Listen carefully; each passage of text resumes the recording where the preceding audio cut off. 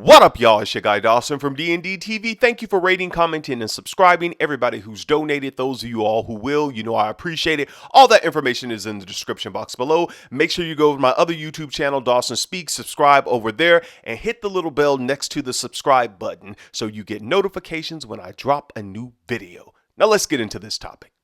All right, y'all. Now, this story comes out of Missouri, and when I read this story, I knew I had to do it because it kind of hits close to home with me also because I have family members and friends who are having some health challenges, and many of them have not received adequate treatment when they have gone to the hospital or to their physicians, and some of them were even afraid to speak up about the treatment they received or to go to another hospital or a physician because I guess they're thinking in their mind that the doctor knows what's best. And that brings me to this story right here.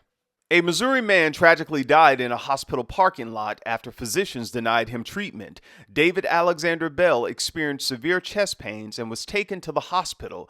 His wife, Sadie Bell, told the news channel that employees refused to admit the beloved father, husband, and musician on two separate occasions, only offering the man ibuprofen before sending him on his way. According to Sadie Bell, her husband returned to his duties as director of Central County Fire and Rescue, but was rushed back to the hospital the same day by his co-workers after going into crisis. This time, the man had difficulty breathing. When his wife called the employer, someone notified her that he had been taken back to the same hospital for a third time. The wife rushed to the hospital in a panic. She found her husband sitting in a wheelchair in the parking lot. Although she pled with the doctors to admit him and treat her husband, they dismissed his wife, saying he's already been here twice for the same thing and we've already diagnosed him. As the wife wheeled her husband back to the car, the 39-year-old man took his final breath. Now I'm going to let you all watch this video, and I will be back with the rest of my commentary, and you all know I'm Dawson, and I won't hold back. The St. Peter's family is traumatized. The patriarch of their family is dead. But the question is, could he have been saved? David Bell was one of the directors for St. Charles County's Central County Fire District. His wife tells us they made multiple visits to Barnes-Jewish St. Peter's Hospital for health issues. But each time, she says the hospital refused to admit him. Only News 4's Ashley Lincoln's been talking to Bell's family. Ashley, they're asking for an investigation. That's right, Samantha. The family tells me that they are concerned someone else could be turned away. Now, Bell's wife tells me that they went to this ER because it was close to their home. Her husband had been complaining about chest pain, and each time, she says, doctors sent him home with ibuprofen. We went because it was close. It's a decision Sadie Bell says she regrets. I know I can't blame myself, but I wish I would have took him somewhere else. I just turned 38. Her husband, David Bell, died in the parking lot of the Barnes-Jewish St. Peter's Hospital after he'd been complaining about severe chest pain. He would give his last to anybody. I felt like what he was going through was urgent. And that's what I thought emergency rooms were for. The weekend of January 8th, she took David to the ER twice. Both times, she says, medical staff refused to admit the 39-year-old father of three, only prescribing him ibuprofen and diagnosing him with an inflamed heart. Bell went a third time, but this time, while at work, it was a fellow employee at Central County Fire and Rescue who took him. Sadie Bell says the employee became concerned after David started having breathing problems. I called him. I said, what hospital did you take him to? He said, I went on and took him back to Barnes-Jewish because I know that's where y'all had been going. I said, oh, I just wish you wouldn't have took him there. He said, well, why not? And I said, because every time that we have taken him, all they did was give him ibuprofen and send him home. And I really think they're missing something. When Belle got to the hospital, she says her husband was sitting outside in a wheelchair. After begging doctors to run tests and admit him, she says they refused. He said, well, ma'am, he's already been here twice for the same thing. And we already diagnosed him. Fed up, they decided to go to another hospital. But then we got halfway to the car. And he said, oh, Sadie. And I said, baby, what's wrong? And I started running and screaming, help me, please help me. His arm went up, his eyes went back in his head, and he slumped down, and I already knew it. I knew when he needed the help They didn't help him. Bell says she believes her husband received a lack of treatment because both doctors and medical staff dismissed him.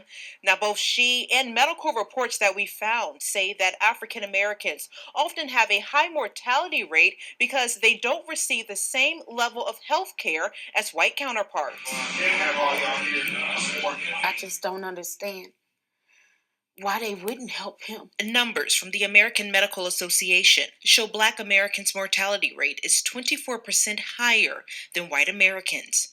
One of the main contributing factors the AMA points out is doctors not addressing pain levels from Black patients. I don't want any family to feel what we're feeling right now. News 4 reached out to Barnes Jewish for a comment. They told us due to privacy laws, they cannot share details on Bell's case. When people come to ask you for help and they need help, I shouldn't have to come 1, 2, 3 times.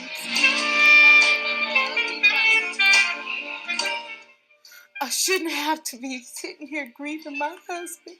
My children should not have to not have a father. And we found out that Bell was tested for COVID. That test came back negative. Now we're waiting autopsy results to determine the death of Bell. Now a GoFundMe account has been set up to help the family. We'll have all of that information on our News 4 app. Reporting live, Ashley Lincoln, News 4. Thanks, Ashley. I'll take it from here. All right, y'all, let's go in. First of all, I want to give my condolences out to the family and friends of David Bell, to his co-workers as well. And I know that the co-worker who took him the third time is probably going through it as well, regretting, why did I take him to that hospital? You know, this is a lot to take in, and that family is really dealing with a lot. So keep them in your prayers, you all. Please do that. This is a tragic story, and I am happy that his wife, Sadie Bell, has enough courage and strength to talk to the news reporters about this situation that happened to her family in order to get the word out. As you all saw in that news video, they talked about the mortality rate of Black people who go to hospitals is about 24% compared to their white counterparts. And some people may say, why does it always have to be about race? And the simple answer is because it is. I have experienced that going to the hospital, and many of my family members that I have, escorted to the hospital, I've been there with nurses and doctors when their pain levels were high, and they told them, it's in your head, or, just relax a little bit. It's in my head. You want me to relax when I'm in pain? And I know people who have even just walked out of the hospital, they've left. Because they feel that if I go home, I'll feel better. I'll take something because I'm not getting any help here.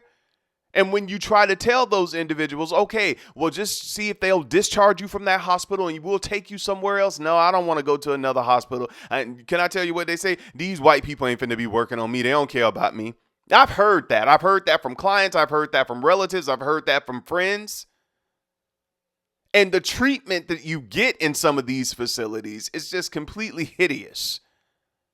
I feel so bad for what happened to David Bell. And I feel bad because it continues to happen across the United States of America. We are in the middle of a global pandemic. And for any doctor, any nurse, anyone who works at a hospital or works a doctor who has his own practice, for you all to think that someone is coming to your office or especially the hospital and they're playing games, people are afraid to go to the hospital because we are in the middle of a pandemic. There are people, when I have clients and I know people when they're in pain. No, I don't want to go there. I don't want to catch anything. And honestly, I can't blame them. During this past summer, one of my good friends lost her mother who went into the hospital for something, but contracted CV-19 while she was in there, and she passed away within a week. And after that, her grandmother passed away, and they ended up having a double funeral. Y'all, this is real out here. It's real, you all. It's real. So for those doctors at the hospital to think that this man came not once, not twice, but 3 times and was playing around in the midst of a pandemic. Nobody wants to go into a hospital right now. I need to go get some dental work done. I'm not going to a dentist in the midst of all this. No. One of them people ain't putting their damn hands in my mouth. No, they're not. No, no. And I'm healthy, take my vitamins, work out every day, run every, no, I'm still not going. So for people who need help, and they take the chance to go to a hospital or go to a doctor or go do whatever they need to do, for you to think they are playing around and wasting your time and that they are not in pain, that hospital, that doctor needs to be held accountable. Sadie Bell, do what you have to do. For you individuals, black, white, Asian, Hispanic, but I'm specifically talking to black people, get the help you need. And if you have to go to a black doctor or a doctor, and maybe it's not a black doctor, somebody who cares about you, do what you have to do. All right? And then I'm going to hit it another thing, because I'm going to be doing that in the upcoming months. A lot of our eating habits, our levels of activity during the day has to change, you all. I'm getting my family, in order, getting friends in check. Some of them, they don't want to pick up the phone and talk to me because I'm on them about what we eat. We have to be serious about what we eat. We have to be serious about, exercising and taking care of ourselves. We have to. It's important, you all. Can't just sit up all day and sit and eat food and watch YouTube and television and see and look online and see what's going on with this celebrity and that celebrity. Them people going out there exercising. They're eating right. Most of them are vegan or eating plant-based. Now, I had to put that in there. Now, you all, this story just really made me upset. I had to do it. Sadie Bell, you and your children. This man leaves behind a family, 3 children, daughters their father won't be able to walk them down the aisle. A son who won't be able to have his father there with him to rear him in life, going through America. This man had a family, had a good job, taking care of his family. He wasn't going to the hospital to play with those people. This man was in pain. And because the hospital neglected to aid his pain, he passed away, and they need to be held accountable. Now I'm off of this. Now, many of you may say, Dawson, this is my first time hearing about stuff like this. Not a lot of you will, but some people will say that. And I tell you, don't listen to just this story. Go listen to the story of Judge Hatchett. You all remember Judge Hatchett, who used to come on, the judge right there. She had the Judge Hatchett show. And actually, I love that show. And she was one of my favorite television judges. And how her son, Charles, his wife, Kira, how she went into the hospital for a C-section. And hours later, she was complaining of, abdominal pain. And the doctors didn't see about her. They kind of pushed it to the side. And when they finally took her back into surgery after Judge Hatchett and her son, they kept pleading with the doctor, something's not right with Kira. And when they took her into surgery 10 hours later, they found 3 liters of blood in her abdomen. She passed away. The doctors couldn't save her. But all the time she was telling them, they were saying she's in pain. You all need to check on this. You all need to see what's going on. This is real, you all. It's real. Y'all take care of yourself. Do what you can do on your end with eating right, exercising, staying healthy as much as you can. It's not about vanity. It's not about, I just want to be seen. No. This is about your health. It's about your life, y'all. People are leaving this earth every hour on the hour. You got to take care of yourself and find a physician that really cares about you and someone who really loves their job. Because a lot of these people doing it for a check. In many areas, even including in what I do in social services, some people just do it for a check. They don't care about what they're doing. Even therapists and psychiatrists, they're doing, y'all. Find people who care about you. All right. Sad situation. My prayers go out again to the family. Y'all take care of yourself and each other.